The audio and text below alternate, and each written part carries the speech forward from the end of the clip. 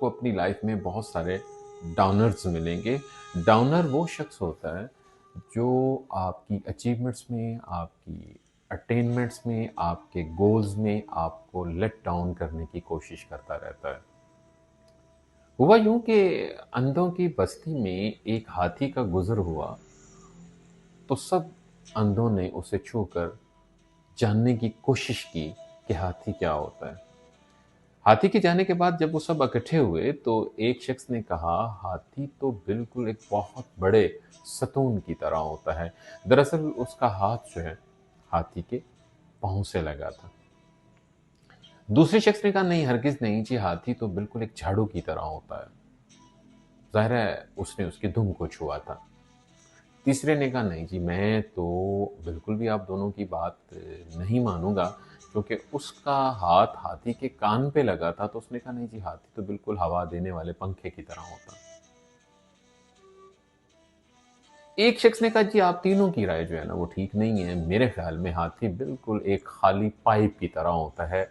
سمجھ تو آپ گئے ہوں گے کہ اس کا ہاتھ ہاتھی کی سونڈ کو لگا تھا۔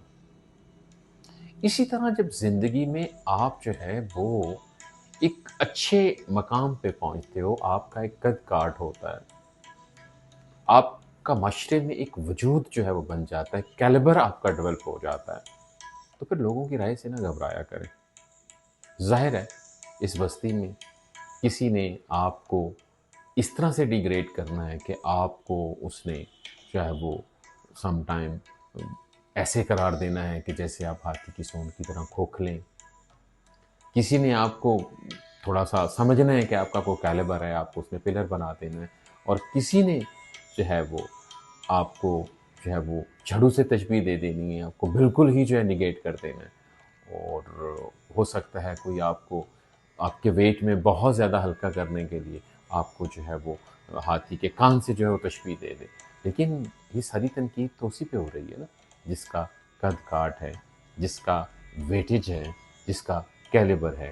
لہٰذا لوگوں کی باتوں کو اپنے اوپر اثر انداز نہ کیا کریں، اور ایک جو ہے وہ اچھے انداز کو اپناتے ہوئے اپنی ترقی کا سفر جاری رکھیں۔ اللہ تعالیٰ ہمارے علم کو عمل سے منسوخ کر دے۔